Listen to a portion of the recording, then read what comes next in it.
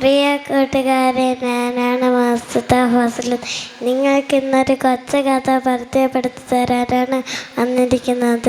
ഉമ്മയെ വളരെയധികം സ്നേഹിച്ച ഒരു മകനായിരുന്നു എബിന് ഷറഫ്. ഒരിക്കൽ ഉമ്മ മകനോട് വെള്ളം കൊണ്ടുവരാൻ ആവശ്യപ്പെട്ടു. മകൻ വെള്ളം കൊണ്ടുവന്നു. പാവം അപ്പോഴേക്കും ഉറങ്ങിപ്പോയി. ഉമ്മയെ ഉണർത്തുന്നത് ശരിയല്ലെന്ന് മനസ്സിലാക്കിയ മകൻ വെള്ളവുമായി ഉമ്മയുടെ അരികെ തന്നെ നിന്ന്. നേരെ ഇത്തിരി വൈകിയാണ് ഉമ്മ ഉണർന്നുടനെ മകനോട് ചോദിച്ചു, മോനെ, നീ ഇതുവരെ ഉറങ്ങാതെ നിൽക്കുകയായിരുന്നു? മകൻ പറഞ്ഞു, അതെ, ഉമ്മ ഉണർന്നുടനെ വെള്ളം തരാമെന്ന് കരുതി നിന്നതാണ്. അപ്പോൾ ഉമ്മ അള്ളാഹുവിനോട് ദുആ ചെയ്തു, അള്ളാഹു എൻ്റെയും ഉമ്മനെ മകൻ നിന്നാക്കണം.